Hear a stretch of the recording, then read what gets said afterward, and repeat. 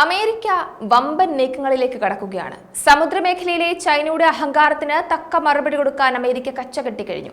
എന്താണ് അമേരിക്കയുടെ പുതിയ നീക്കം? ലോകത്തിലെ ഏറ്റവും ശക്തിയുള്ള കരുത്തുറ്റ പ്രതിരോധ മേഖലയാണ് അമേരിക്കയ്ക്കുള്ളത്. അതുകൊണ്ട് തന്നെ അമേരിക്കയുടെ പ്രതിരോധ നീക്കങ്ങളിലേക്ക് ലോകം എപ്പോഴും ഉറ്റുനോക്കാറുമുണ്ട്. ഇപ്പോഴത്തെ അമേരിക്ക ഒരു വമ്പൻ പ്രതിരോധ പദ്ധതിയുമായി രംഗത്ത് വന്നിരിക്കുകയാണ്. അതായത് ഓയിൽ റിഗുകൾ കടലിലെ മിസൈൽ പ്രതിരോധ കേന്ദ്രങ്ങളാക്കുവാനുള്ള നീക്കത്തിലേക്കാണ് അമേരിക്ക കടക്കുന്നത്. അമേരിക്കൻ നാവികസേനയുടെ എക്കാലത്തെയും മികച്ച നീക്കമായി തന്നെയാണ് ഇതിനെ വിദഗ്ധർ നോക്കിക്കാണുന്നത്.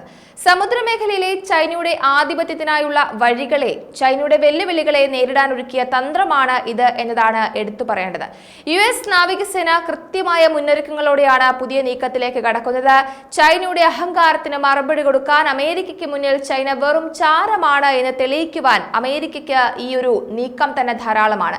പസഫിക് മേഖലയിലെ അമേരിക്കൻ സൈനിക ശേഷി വർദ്ധിപ്പിക്കുവാൻ മിസൈൽ പ്രതിരോധ കേന്ദ്രങ്ങൾ ഒരുക്കിയെടുക്കുന്നതിലൂടെ സാധിക്കുമെന്നതാണ് പറയപ്പെടുന്നത്.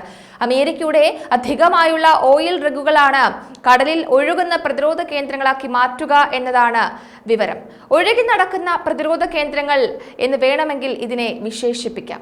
ഓയിൽ റിഗുകളെ മിസൈൽ പ്രതിരോധ കേന്ദ്രങ്ങളാക്കുന്നത് വേറിട്ട എന്നാൽ അത്യന്തം കരുത്തുറ്റ തന്ത്രപരമായ ഒരു നീക്കം തന്നെയാണ്. പുറത്തുവരുന്ന വാർത്തകൾ പ്രകാരം ഗിബ്സാർ കോക്സ് എന്ന കമ്പനിയാണ് ഈ ഓയിൽ റിഗുകളെ പ്രതിരോധ കേന്ദ്രങ്ങളാക്കി വികസിപ്പിച്ചെടുക്കാനുള്ള പദ്ധതി സമർപ്പിച്ചിട്ടുള്ളത്.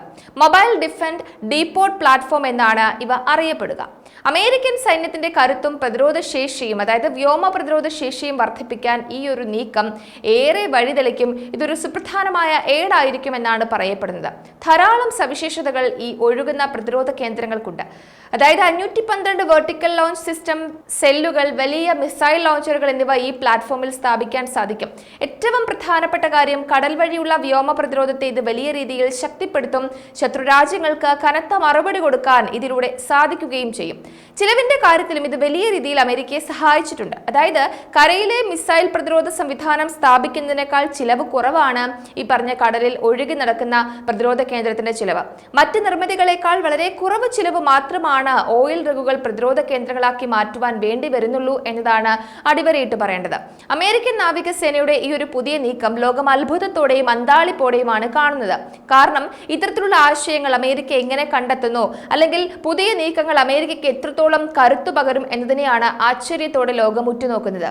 അമേരിക്കൻ നാവികസേനയുടെ പുതിയ പദ്ധതി പ്രതിരോധ രംഗത്തെ വളരെ നിർണായകവും ഒരു നാഴികക്കല്ലായും കാണുന്നുണ്ട്. കൂടുതൽ മേഖലകളിലേക്ക് പ്രതിരോധ സംവിധാനങ്ങളെ വ്യാപിപ്പിക്കുക എന്നൊരു ലക്ഷ്യവും ഇതിലുണ്ട്. പരമാവധി സാങ്കേതിക വിദ്യയെ ഉൾപ്പെടുത്തിയുള്ള നീക്കങ്ങളാണ് അമേരിക്ക മുന്നോട്ട് വയ്ക്കാറുള്ളത്. അമേരിക്കയെ തകർക്കാൻ അമേരിക്കയ്ക്ക് മുന്നിലെത്താൻ ആർക്കും സാധിക്കില്ല എന്ന് ഒരിക്കൽ കൂടി ലോകത്തിന് കാണിച്ചു കൊടുത്തിരിക്കുകയാണ് അമേരിക്ക. കരയിലെയും കടലിലെയും ബാലിസ്റ്റിക് മിസൈൽ ഡിഫൻസ് സംവിധാനങ്ങൾ, അതിനിടയിൽ ഒരു പ്രധാന തന്തുവാണ് ഈ പറഞ്ഞ പുതിയ ഒഴുകി നടക്കുന്ന പ്രതിരോധ സംവിധാനം.